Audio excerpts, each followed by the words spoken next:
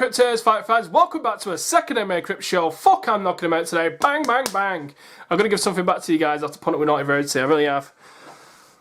Yeah, that's right. You need to put your head there, Naughty Verity. You should be fucking ashamed. I am.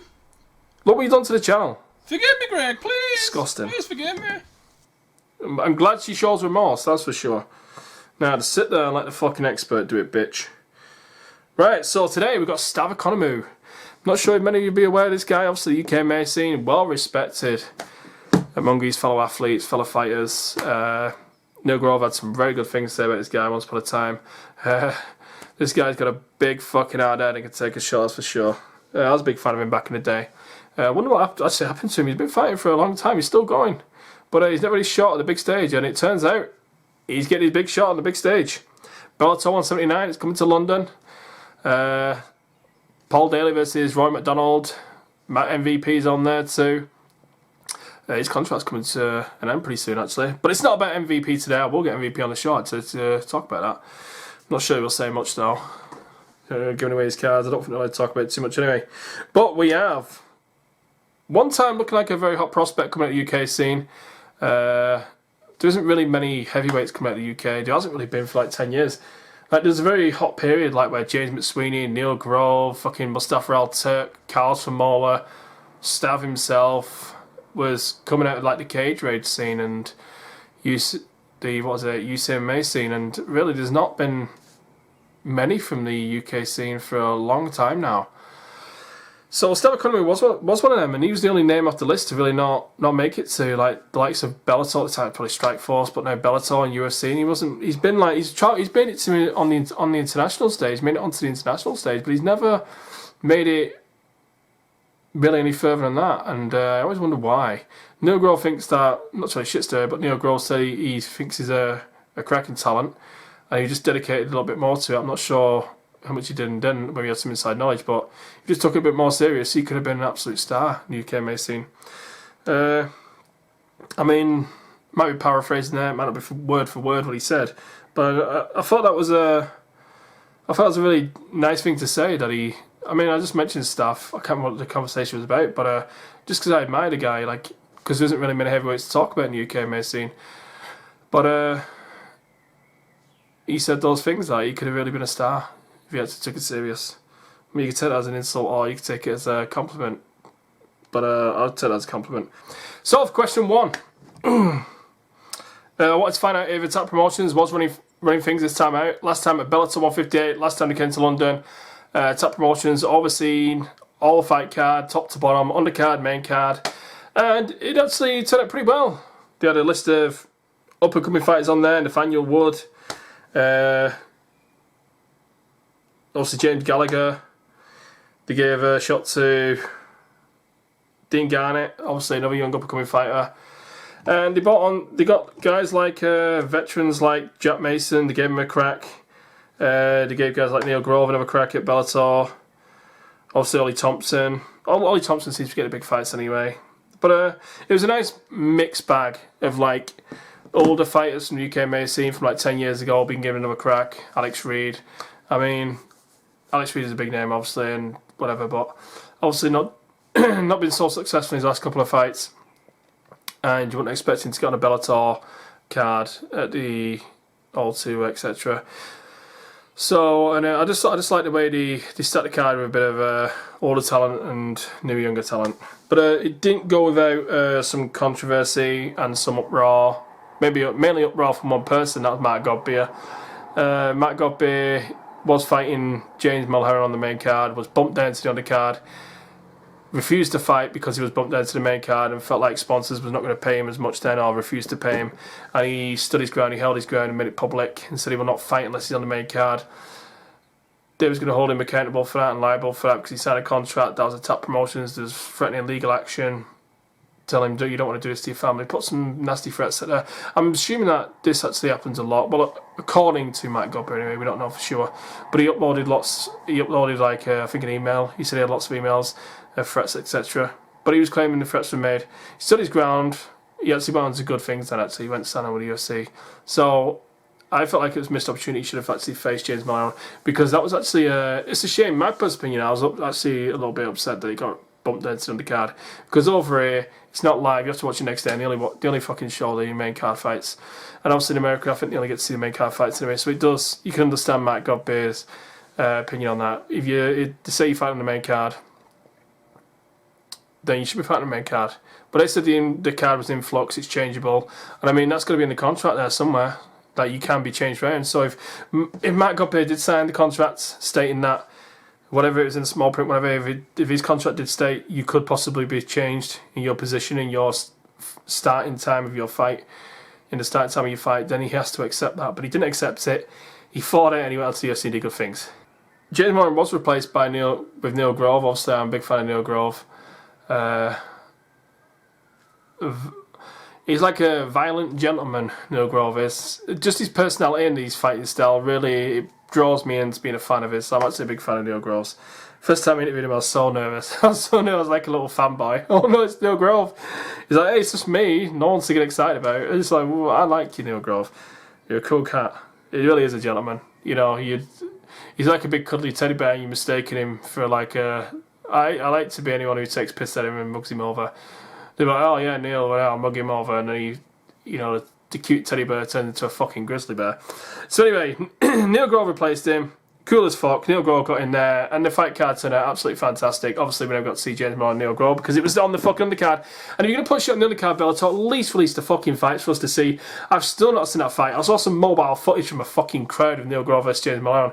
I couldn't even watch it.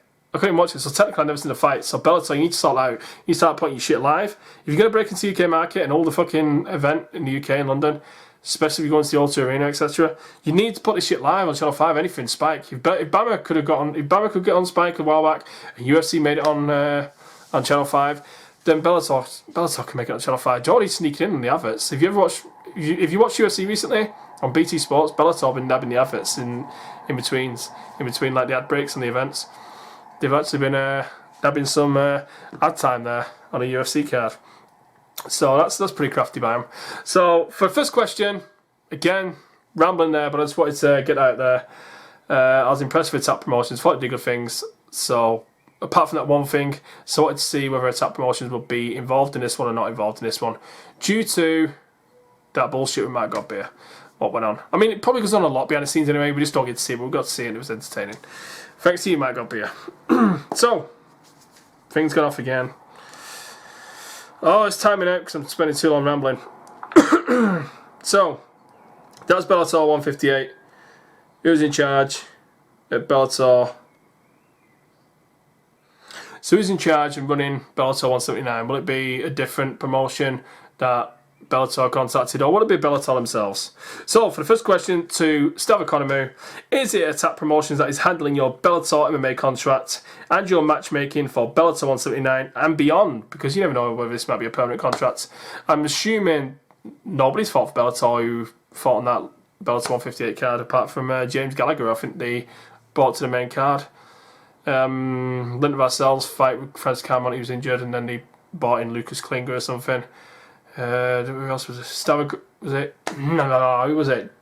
Matt Mitrione got bumped up against Ollie Thompson, I think. I think that could have been the fight what took it off. No, I'm not sure what the fight was what took it off, but rambling again. So the answer to question 1. No, I've had no dealings with Attack Promotions. Pretty straightforward there. So Attack Promotions look like not involved with this one. They're not involved with Stav anyway. If they wasn't involved in the old card, they would have been involved with Stav. So it doesn't look like Attack Promotions is involved in any shape or form in Bellator 179. Look what you've done, Matt Godbeer. Look what you've done. You fucking savage, you animal. You absolute animal.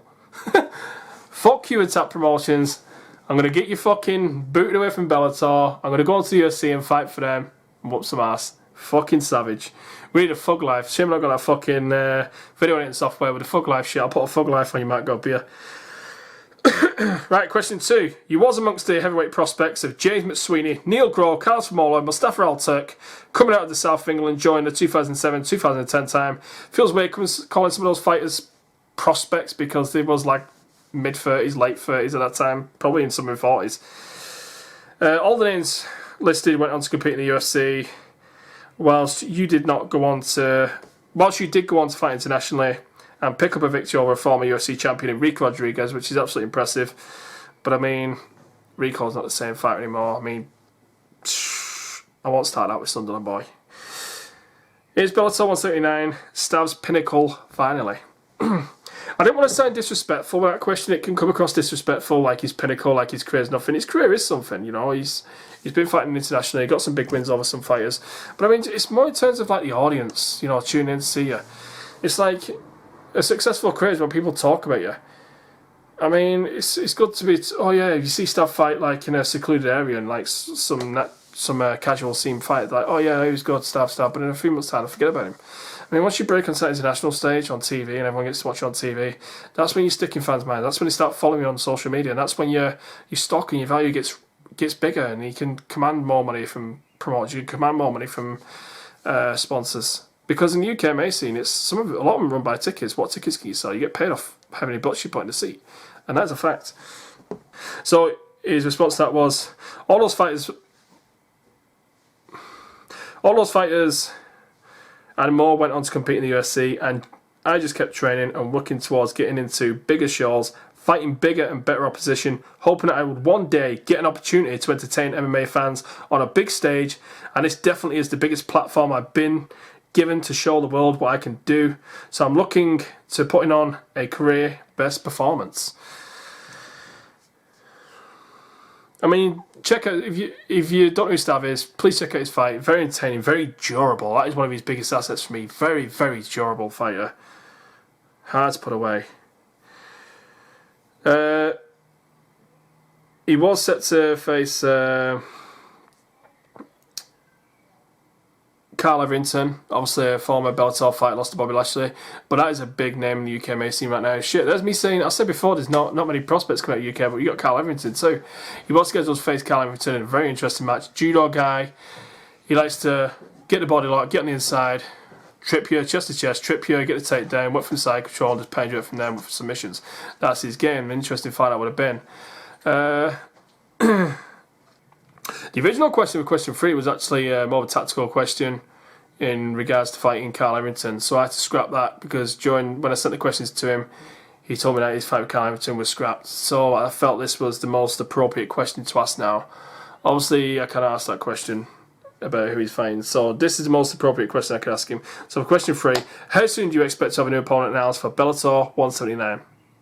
So Stav responded, I'm gutted with Carl Everington pulling out of our bout, as it would have been an explosively exciting bout, but I have a new opponent and sure that Bellator will announce the replacement very soon.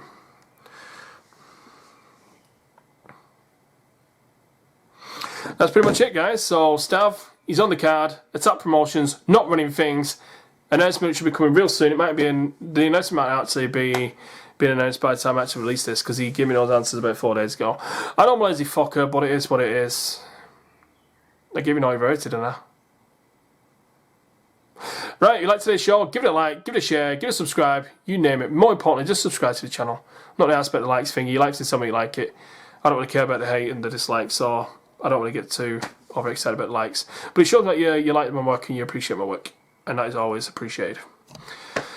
That's it, Cryptors. See you next time. And there will be another Naughty Verity. Just covering up my fire in a minute. Just got to record. Isn't that right, Verity? But I'll be back in a couple of days with another show.